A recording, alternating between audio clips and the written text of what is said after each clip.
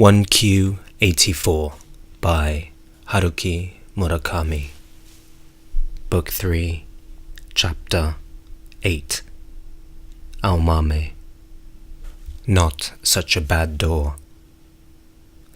Except for the silent men who brought supplies every Tuesday afternoon, for the next 2 weeks, no one else visited Aomame's apartment. The man who claimed to be an NHK fee collector had insisted that he would be back. He had been determined, or at least that was the way it sounded to Aomame. But there hadn't been a knock on the door since. Maybe he was busy with another route. On the surface, these were quiet, peaceful days. Nothing happened. Nobody came by. The phone didn't ring. To be on the safe side, Tamaru called as little as possible. Aomame always kept the curtains closed, living as quietly as she could so as not to attract attention. After dark, she turned on the bare minimum number of lights. Trying to stay as quiet as possible, she did strenuous workouts, mopped the floor every day, and spent a lot of time preparing meals. She asked for some Spanish language tapes and went over the lessons aloud. Not speaking for a long time makes the muscles around the mouth grow slack.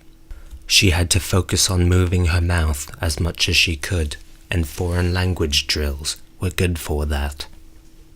Plus, Aomame had long fantasized about South America.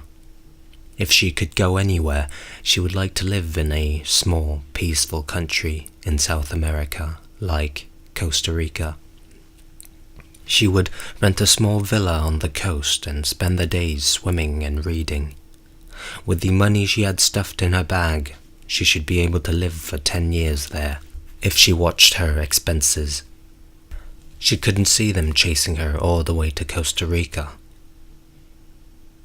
As she practiced Spanish conversation, Aomame imagined a quiet, peaceful life in the Costa Rican beach. Could tango be a part of her life there? She closed her eyes and pictured the two of them sunbathing on a Caribbean beach. She wore a small black bikini and sunglasses and was holding Tango's hand.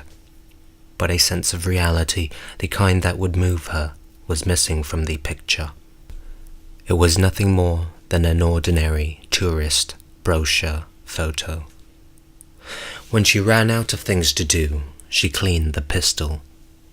She followed the manual and disassembled the Heckler & Koch, cleaned each part with a cloth and brush, oiled them, and then reassembled it. She made sure the action was smooth. But now she had mastered the operation and the pistol felt like a part of her body. She would go to bed at 10, read a few pages in her book, and fall asleep. Aomame had never had trouble falling asleep. As she read, she would get sleepy. She would switch off the bedside lamp, rest her head on the pillow, and shut her eyes. With few exceptions, when she opened her eyes again, it was morning. Ordinarily, she didn't tend to dream much. Even if she did, she usually had forgotten most of the dream by the time she woke up. Sometimes faint scraps of her dream would get caught on the wall of her consciousness, but she couldn't retrace these fragments back to any coherent narrative. All that remained were small, random images. She slept deeply, and the dreams she did have came from a very deep place. Like fish that live at the bottom of the ocean, most of her dreams weren't able to float to the surface. Even if they did, the difference in water pressure would force a change in their appearance. But after coming to live in this hiding place, she dreamed every night. And these were clear, realistic dreams. She would be dreaming and wake up in the middle of a dream, unable to distinguish whether she was in the real world or the dream world. Aomame couldn't remember ever having had this experience before. She would look over at the digital clock beside her bed. The numbers would say 115, 237, or 407. She would close her eyes and try to fall asleep again, but it wasn't easy. The two different worlds were silently at odds within her, fighting over her consciousness, like the mouth of a river where the seawater and the fresh water flow in. Not much I can do about it, she told herself. I'm not even sure if this world with 2 moons in the sky is the real reality or not. So it shouldn't be so strange, should it, that in a world like this, if I fall asleep and dream, I find it hard to distinguish dream from reality. And let's not forget that I've killed a few men with my own hands. I've been chased by fanatics who aren't about to give up, and I'm hiding out. How could I not be tense and afraid? I can still feel the sensation in my hands of having murdered somebody. Maybe I'll never be able to sleep soundly the rest of my life. Maybe that's the responsibility I have to bear, the price I have to pay. The dreams she had, at least the ones she could recall, fell into 3 set categories. The first was a dream about thunder. She's in a dark room with thunder roaring continuously, but there is no lightning, just like the night she murdered Leda. There is something in the room. Our mommy is lying in bed, naked, and something is wandering about around her, slowly, deliberately.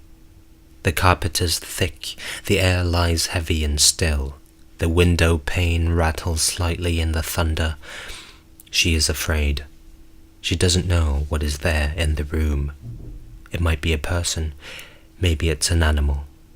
Maybe it's neither one.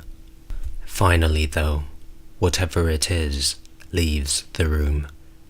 Not through the door, nor by the window, but still its presence fades away until it has completely disappeared. She is alone now in the room. She fumbles for the light near her bed. She gets out of bed, still naked, and looks around the room. There is a hole in the wall opposite her bed, a hole big enough for one person to barely make it through. The hole isn't in a set spot. It changes shape and moves around. It shakes, it moves, it grows bigger, it shrinks, as if it's alive. Something left through that hole. She stares into the hole. It seems to be connected to something else, but it's too dark inside to see. A darkness so thick that it's as if you could cut it out and hold it in your hand. She is curious, but at the same time afraid. Her heart pounds a cold, distant beat. The dream ends there. The second dream took place on the shoulder of the Metropolitan Expressway. And here too she's totally nude. Caught in the traffic jam, people leer at her from their cars, shamelessly ogling her naked body. Most are men, but there are a few women too. The people are staring at her less than ample breasts and her pubic hair and the strange way it grows, all of them evaluating her body. Some are frowning, some smiling wryly, others yawning. Others are staring intently at her, their faces blank. She wants to cover herself up, at least her breasts and groin if she can. A scrap of cloth would do the trick, or a sheet of newspaper, but there is nothing around her she can pick up. And for some reason, she has no idea why, she can't move her arms. From time to time, the wind blows, stimulating her nipples, rustling her pubic hair. On top of this, as if things couldn't get any worse, it feels like she's about to get her period. Her back feels dull and heavy, her abdomen hot. What should she do if, in front of all these people, she starts bleeding? Just then, the driver's side door of a silver Mercedes coupe opens and a very refined middle-aged woman steps out. She's wearing bright-colored high heels, sunglasses and silver earrings. She's slim, about the same height as our mommy. She wends her way through the backed-up cars, and when she comes over, she takes off her coat and puts it on our mommy. It's an eggshell-colored spring coat that comes down to her knees. It's light as a feather. It's simple, but obviously expensive. The coat fits her perfectly, like it was made for her. The woman buttons it up for her all the way to the top. "I don't know when I can return it to you. I'm afraid I might bleed on it," our mommy says. Without a word, the woman shakes her head, then weaves her way back through the cars on the Mercedes coupe. From the driver's side, it looks like she lifts her hand in a small wave to our mommy, but it may be an illusion. Wrapped in the light, soft spring coat, our mommy knows she is protected. Her body is no longer exposed to anyone's view, and right then, as if it could barely wait, a line of blood drips down her thigh. Hot, thick, heavy blood. But as she looks at it, she realizes it isn't blood. It's colorless. The third dream was hard to put into words. It was a rambling, incoherent dream without any setting. All that was there was a feeling of being in motion. Our mommy was ceaselessly moving through time and space. It didn't matter where or when this was. All that mattered was this movement. Everything was fluid, and a specific meaning was born of that fluidity. But as she gave herself up to it, she found her body growing transparent. She could see through her hands to the other side. Her bones, organs, and womb became visible. At this rate, she might very well no longer exist. After she could no longer see herself, our mommy wondered what could possibly come then. She had no answer. At 2 p.m., the phone rang, and our mommy, dozing on the sofa, leapt to her feet. "Is everything going okay?" Tamaru asked. "Yes, fine," our mommy replied. "How about the NHK fee collector?" "I haven't seen him at all. Maybe he was just threatening me, saying he would be back." "Could be," Tamaru said. "We set it up so the NHK subscription fee is automatically paid from a bank account, and an up-to-date sticker is on the door. Any fee collector would be bound to see it.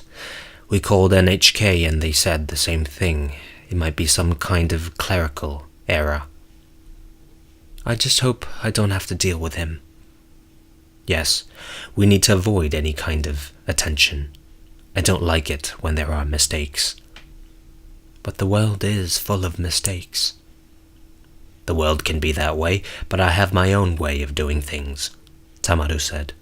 "If there is anything that bothers you, anything at all, make sure to get in touch." "Is there anything new with Sakigake?" "Everything has been quiet. I imagine something is going on below the surface, but we can't tell from the outside." "I heard you had an informant within the organization." "We've gotten some reports, but they're focused on details, not the big picture. It does seem as if they are tightening up control of the faith. The faucet has been shut." "But they are definitely still after me." "Since leader's death, there has clearly been a large gap left in the organization. They haven't decided yet who is going to succeed him, or what kind of policies Sakigake should take. But when it comes to pursuing you, opinion is unwavering and unanimous. Those are the facts we have been able to find out." Not very heartwarming facts, are they? Well, with facts, what's important is their weight and accuracy. Warmth is secondary. Anyway, our mummy said, if they capture me and the truth comes to light, that will be a problem for you as well. That is why we want to get you to a place they can't reach as soon as we can. I know, but I need you to wait a little longer.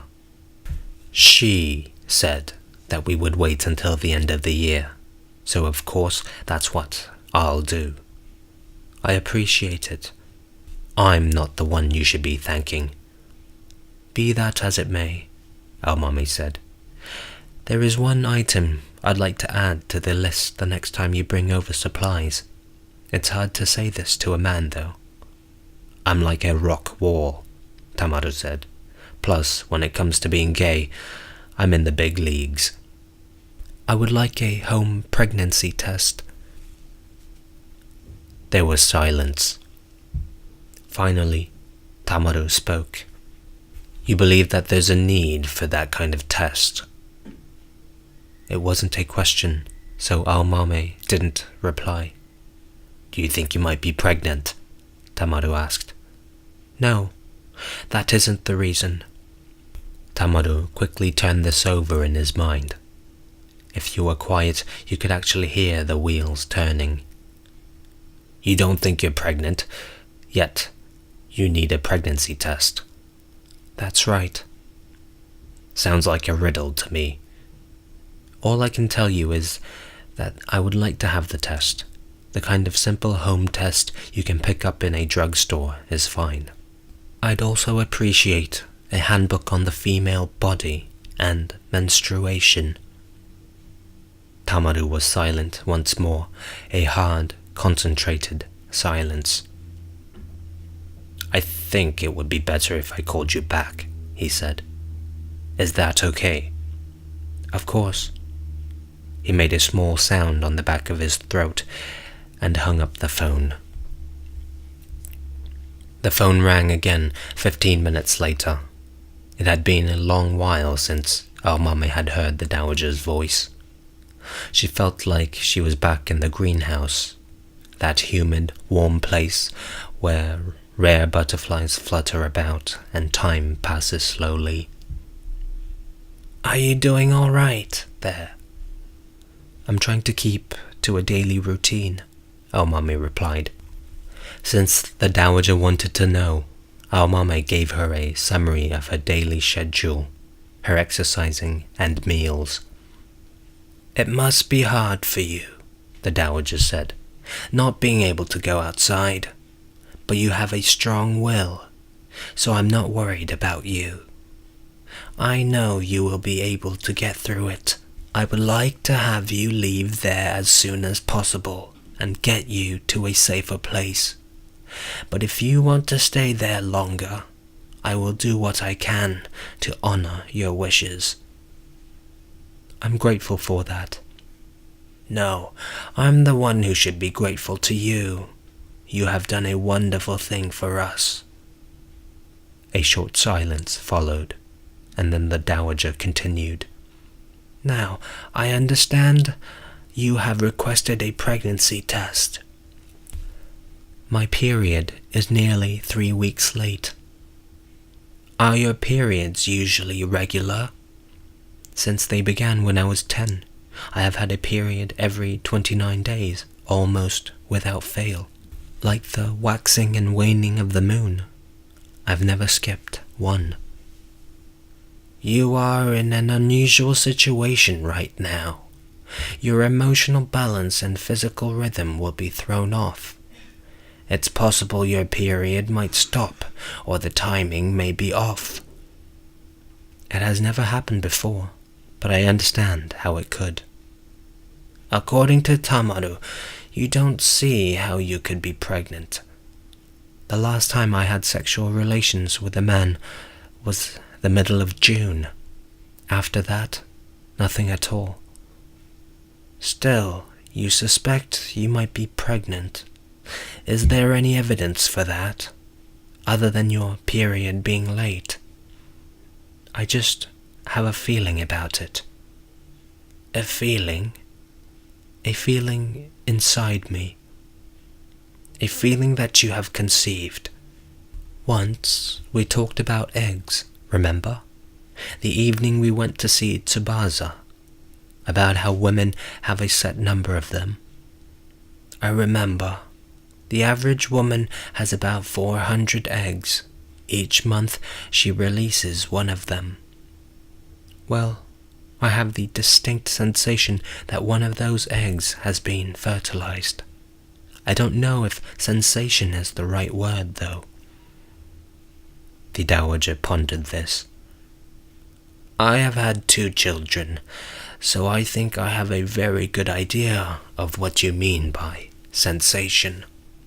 But you're saying you've been impregnated without having had sex with a man. That is a little difficult to accept. I know. I feel the same way. I'm sorry to have to ask this, but is it possible you've had sexual relations with someone while you weren't conscious? That is not possible. My mind is always clear. The Dowager chose her words carefully. I have always thought of you as a very calm, logical person. I've always tried to be, our mummy said. In spite of that, you think you are pregnant without having had sex. I think that possibility exists, to put it more accurately, our mummy said. Of course, it might not make any sense even to consider it. I understand, the Dowager said. Let's wait and see what happens. The pregnancy kit will be there tomorrow. It will come at the same time and in the same way as the rest of the supplies. We will include several types of tests, just to be sure. I really appreciate it, our mummy said. If it does turn out that you are pregnant, when do you think it happened? I think it was that night when I went to the Hotel Okura. The night there was a storm. The Dowager gave a short sigh. You can pinpoint it that clearly. I calculated it, and that night just happened to be the day when I was most fertile. Which would mean that you are 2 months along. That's right, our mummy said. Do you have any morning sickness? This would normally be when you would have the worst time of it. No, I don't feel nauseous at all. I don't know why, though. The Dowager took her time and carefully chose her next words. If you do the test, and it does turn out you're pregnant, how do you think you'll react? I suppose I'll try to figure out who the child's biological father could be. This would be very important to me. But you have no idea. Not at the moment, no. I understand, the Dowager said, calmly. At any rate, whatever does happen, I will always be with you. I'll do everything in my power to protect you. I want you to remember that. I'm sorry to cause so much trouble at a time like this, our mummy said. It's no trouble at all, the Dowager said.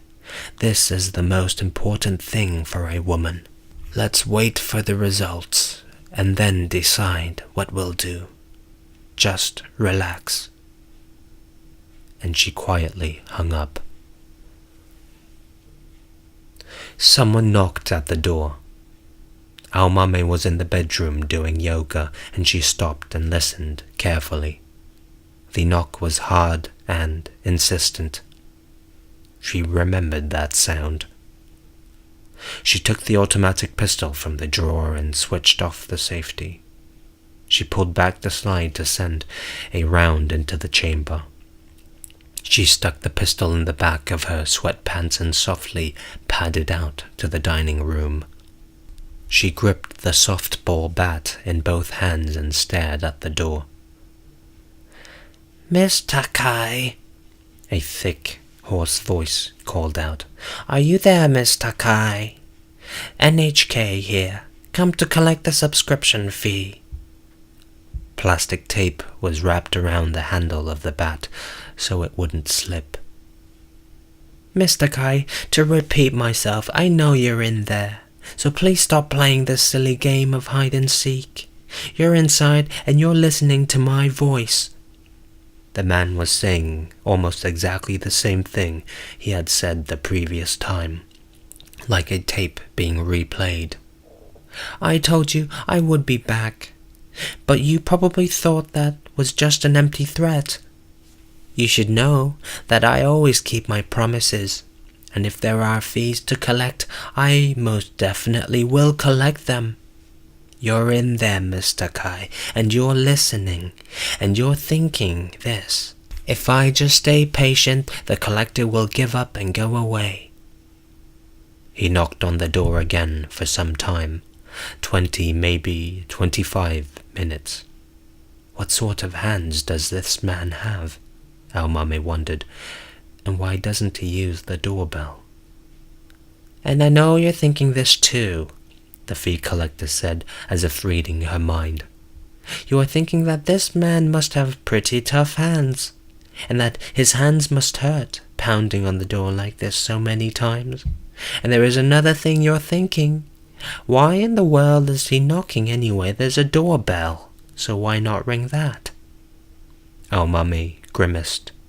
The fee collector continued. "No, I don't want to ring the doorbell. If I do, all you hear is the bell ringing, that's all. No matter who pushes the bell, it makes the same harmless little sound. Now, a knock, that has personality. You use your physical body to knock on something and there's a flesh and blood emotion behind it. Of course my hand does hurt. I'm not Superman after all. But it can't be helped. This is my profession, and every profession, no matter high or low, deserves respect. Don't you agree, Mr. Kai?" Knocks pounded on the door again. 27 in all. Powerful knocks with a fixed pause between each one. Our mummy's hands grew sweaty as they gripped the bat. "Mr. Kai, people who receive the NHK TV signal have to pay the fee. That's the law. There are no two ways about it. It is a rule we have to follow. So why don't you just cheerfully pay the fee? I'm not pounding on your door because I want to, and I know you don't want this unpleasantness to go on forever. You must be thinking, why do I have to go through this? So just cheerfully pay up. Then you can go back to your quiet life again." The man's voice echoed loudly down the hallway. This man is enjoying the sound of his own voice, our mummy thought. He's getting a kick out of insulting people, making fun of them and abusing them. She could sense the perverse pleasure he was getting from this. "You're quite the stubborn lady, aren't you, Mr. Kai? I'm impressed. You're like a shellfish at the bottom of a deep ocean, maintaining a strict silence. But I know you're in there. You're there, glaring at me through the door. The tension is making your underarms sweat. Do I have that right?" 13 more knocks. Then he stopped. Our mommy realized she was, indeed, sweating under her arms. "All right, that's enough for today. But I'll be back soon. I'm starting to grow fond of this door. There are lots of doors in the world, and this one is not bad at all. It is definitely a door worth knocking on.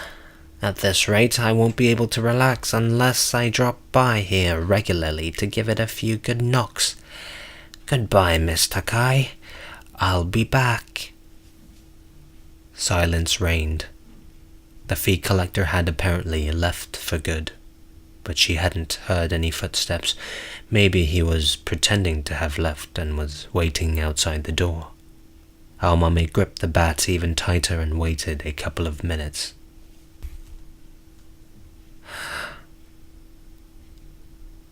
"I'm still here," the fee collector suddenly announced.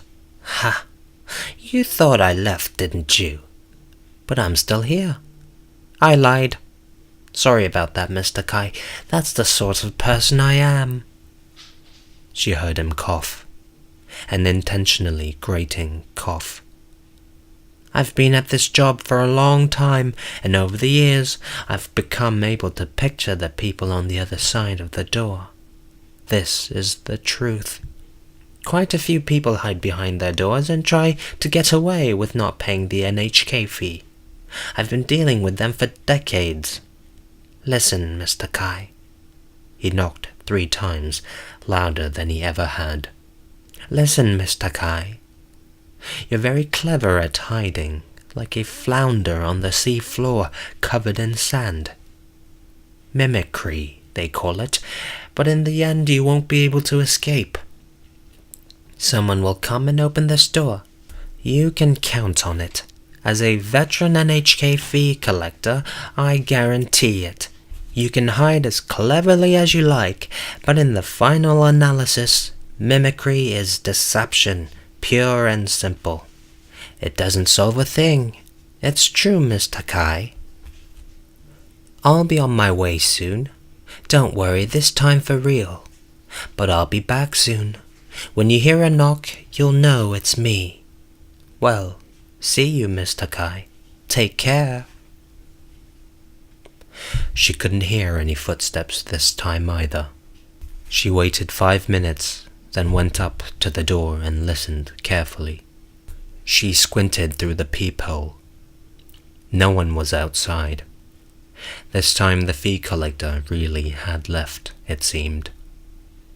Our mommy leaned the metal bat up against the kitchen counter. She slid the round out of the pistol's chamber, set the safety, wrapped it back up in a pair of thick tights, and returned it to the drawer. She lay down on the sofa and closed her eyes. The man's voice still rang in her ears. "But in the end, you won't be able to escape.